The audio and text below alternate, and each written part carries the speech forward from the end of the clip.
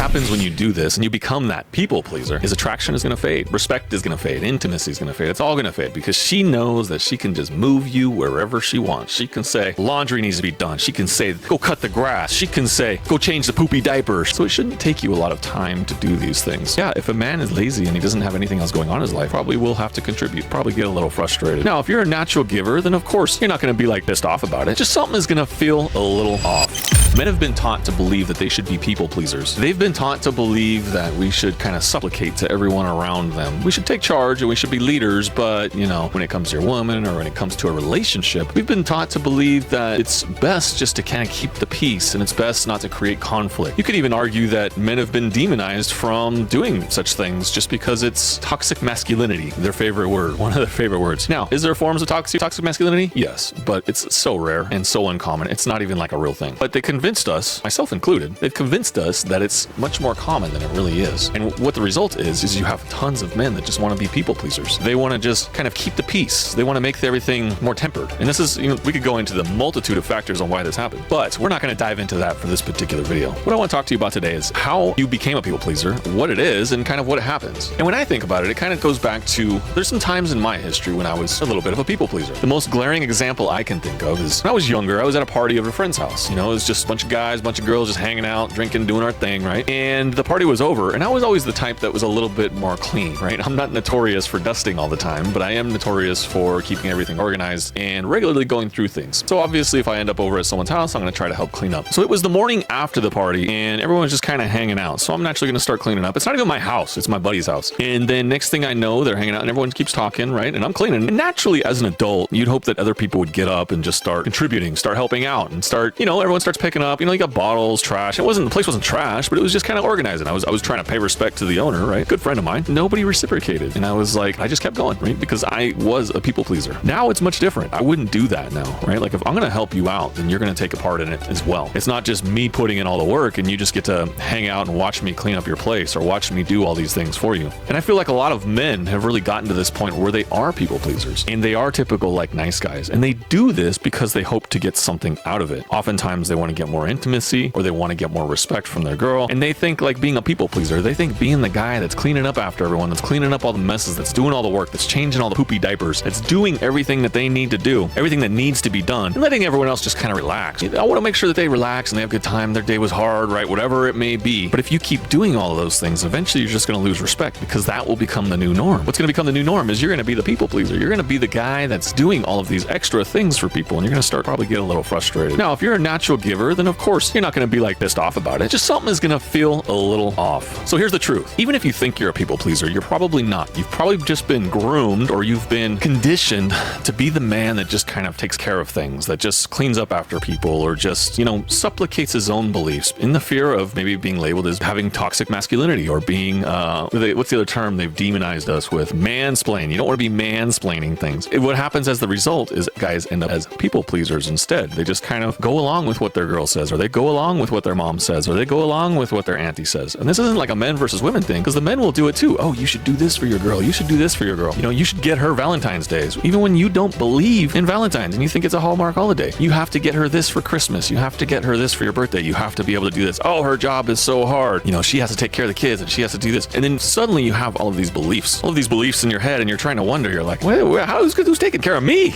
Right? I'm taking care of everyone else. Now, in reality, men do have to take care of themselves and nobody is looking out for them. But the point is you have to also be able to say no. You have to be able to not just be the people pleaser and try to keep everyone happy in the household. It's not your job to keep them happy. It's their job to keep them happy. It's your job to take care of yourself and take care of your family and provide security and safety for everyone. But that doesn't mean you need to be a people pleaser. That doesn't mean you need to be the guy that's taking care of every little thing because nobody else will step up and do it. That doesn't mean you need to be guilted into doing all of these things. And if you have toxic people around you, or she has toxic people, your girl, right? If she has toxic people in her relationships with these kind of people pleaser kind of men, then that'll make it even more difficult for you. Because then they'll be like, Joe does all this, you know, John does all this, right? He does all these things for me. He does all these things. Great. We'll marry them.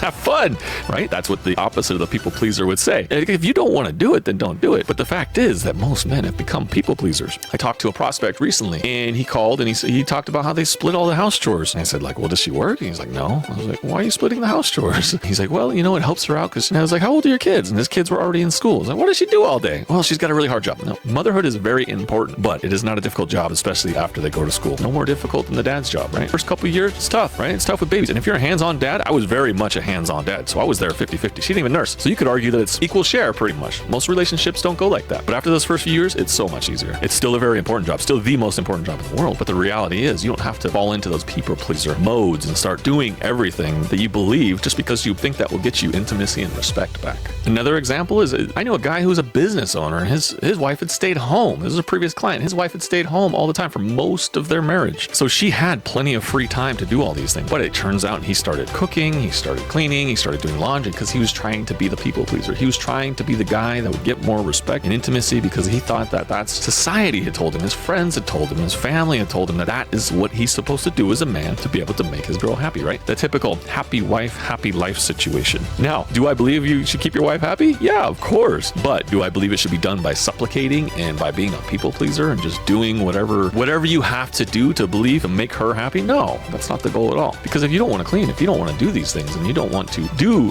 household chores, or you don't want to do laundry, or you don't want to do those things, then she can do it, or you can pay someone else to do it. You shouldn't just be trying to please her and trying to please everyone around you. And you shouldn't feel guilty for it either. Because if you legitimately don't like doing those things and you're building better things, right? You're focused on your physical fitness, you're expanding your real estate portfolio, you're building a successful business, then there's no reason that you should have to be a people pleaser. What happens when you do this and you become that people pleaser is attraction is going to fade, respect is going to fade, intimacy is going to fade. It's all going to fade because she knows that she can just move you wherever she wants. She can say laundry needs to be done. She can say go cut the grass. She can say go change the poopy diaper. She can say anything she wants and you'll just jump right up and take care of it. And you don't want to be that guy. You don't want to be the guy that just drops everything on a whim. Even me, like sometimes my girl and she comes and I'm in the middle of something and she wants attention. She's getting ignored. I'm in the middle of something. I'm busy. I will address you once I'm done doing what I'm going to do. And this is where it starts. It starts with you pushing back, not being rude about it, being respectful. This is how you're going to fix this. And this is how you're going to get that respect and intimacy back. There's a couple little tricks that you can do. One, very simply, is just to say no. Start saying no to things when they ask politely. You're not trying to be a jerk about it, but you're saying that no, I have this other priority that's more important to me right now. So I'll take care of that later, or you can take care of it, or ideally someone else takes care of it. Second thing, I want you to stop doing all household chores if you're a man. Like you shouldn't be doing laundry. You shouldn't, maybe the more manual things, house projects, renovations, repairs, things like that. That makes sense. But laundry, cleaning around the house, making the bed, cleaning the house, right? Doing the dishes. And if you love to cook, all right, fair enough. I'll give you that. You can cook and you can clean up and do those kind of things. But the rest of the stuff you shouldn't really have to do at all. Do I believe you should be involved with your child when they're young? Yeah, of course. Of course you should be helping out with the poopy diapers. And of course you should be helping out with some of the household chores and the kids. The exception would be if she's home. If she's home all the time, you're going to take a much smaller role. And ideally, if you got enough money, like the men I work with, then you want to just be able to hire someone for that stuff. You don't want to be wasting your time doing household chores, doing laundry. So the difference with the people pleasers is they're now thinking, and you're probably one of them, now thinking, well, chores are be split 50-50. A man has to do this, a man has to help out. And how's that working out for you? I guarantee you it's probably not working out well for you. You need to find someone, you need to be able to establish a relationship and start saying no to the point to where you can be less of a people pleaser. And that's basically what it is. It just boils down to you saying no and standing and having something bigger beyond you, beyond both of you. Now, if you make less money than her and you're incredibly lazy, this is going to be very difficult. It's going to be hard for her to get her to focus on the household things, which are immensely easier than they used to be, right?